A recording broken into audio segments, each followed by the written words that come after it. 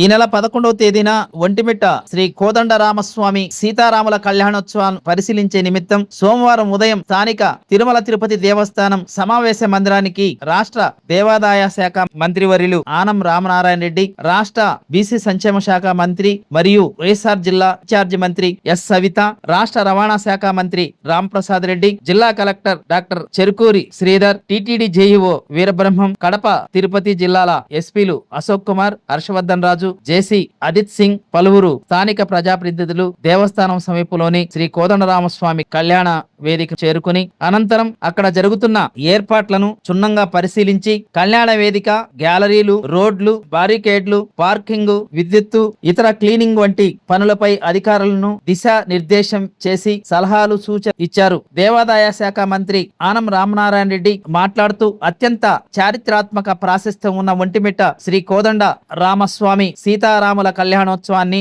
ఎలాంటి లోటుపాట్లు లేకుండా పటిష్టమైన ఏర్పాట్లు చేయాలని సంబంధిత అధికారులను ఆదేశించారు. రాష్ట్ర దేవాదాయ శాఖ మంత్రి 9వ తేదీ లోపున అన్ని రకాల ఏర్పాట్లు పూర్తి చేయాలని అధికారులను ఆదేశించారు. కోదండరామస్వామి బ్రహ్మోత్సవాలలో భాగంగా అంగరంగ వైభవంగా జరిగే కళ్యాణోత్సవ ఘట్టాన్ని భక్తులకు ఎలాంటి ఇబ్బందులు, అసౌకర్యాలు లేకుండా జిల్లా అధికారులు, టీటీడీ అధికారులు సమన్వయంగా పనిచేసి విజయవంతం చేయాలని ఆనం రామనారాయణ రెడ్డి అధికారులను ఆదేశించారు. ఆంధ్రప్రదేశ్ రాష్ట్రంలో ఘనంగా మొదలయ్యే 5వ తారీఖు సాయంత్రం అంకురార్పణ జరిగింది.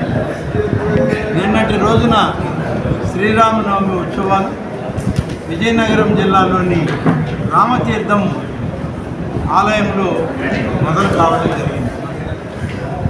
ఉన్నటువంటి చారిత్రక ప్రసిద్ధిని దృష్టిలో ఉంచుకొని 5వ తారీఖు మొదలైనటువంటి ఈ యొక్క సీతారాముల కళ్యాణం ఉత్సవాలు అన్నీ కూడా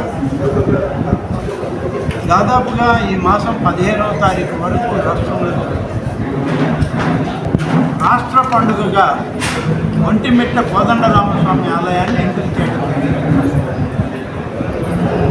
ఆ విధంగా దాదాపుగా 10 సంవత్సరాల నుంచి శ్రీరామనవమి ఉత్సవాలు ఇక్కడ జరుగుతున్న 2014-19 5 సంవత్సరాల కాలం చాలా వైభవోపేతంగా తిరుమల తిరుపతి దేవస్థానం యొక్క ఆధ్వర్యంలో గౌరవ ముఖ్యమంత్రి గారు చంద్రబాబు నాయుడు గారు వారిచ్చిన సూచనలు అమలు చేస్తూ ఈ ఉత్సవాలను చాలా ప్రతిష్టాత్మకంగా చేయడం జరిగింది. ఈనాటి శ్రీరామనవమి ఉత్సవాలు కూడా తిరుమల తిరుపతి దేవస్థానం యొక్క ఆధ్వర్యంలో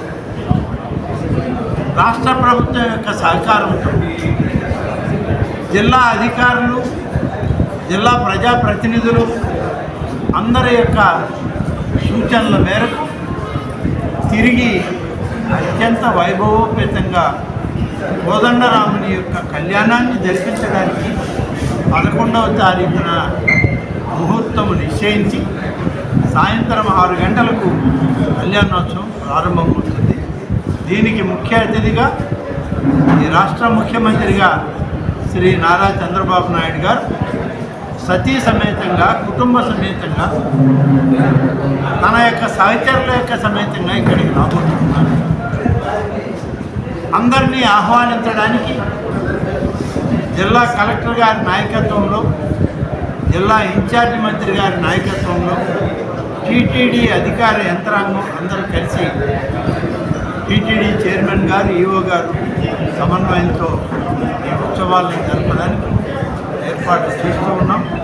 ఆ ఏర్పాట్లను పరిశీలించి ఇప్పటికే అధికార యంత్రాంగం తీసుకున్నటువంటి అనేక నిర్ణయాలు ఒకసారి సమీక్షించుకొని పూర్వ వైభవానికి ఒంటిమిట్ట కోదండరామస్వామి యొక్క కళ్యాణోత్సవాన్ని తీసుకురావాలి, పవిత్రతను కాపాడాలి. ఆగమ శాస్త్రాల ప్రకారం స్వామివారి కళ్యాణం ఆంధ్రప్రదేశ్ రాష్ట్రంలో రాష్ట్ర పండుగగా నిర్వహించడానికి అన్ని చర్యల్ని పరిశీలించడానికి ఇక్కడికి రావాలి. అన్నీ కూడా మాట్లాడాం. ఇప్పటికే అన్ని ఏర్పాట్లు చేశారు. నిన్నటి నుంచి శ్రీరామనవమి ఉత్సవాలు ప్రారంభమై 15వ తారీఖు వరకు ఈ కార్యక్రమాలు జరుగుతాయి. 11వ తారీఖున కళ్యాణోత్సవానికి రాష్ట్ర పండుగగా ముఖ్యమంత్రిగా స్వయంగా రాబోతున్నారు. ప్రతి ఒక్కరూ తప్పనిసరిగా యూట్యూబ్లోకి వెళ్ళి కడప వార్తను లైక్ చేయండి, సబ్స్క్రైబ్ చేయండి. ఇట్లు మీ జి రమణయ్య, ఎడిటర్, కడప వార్త.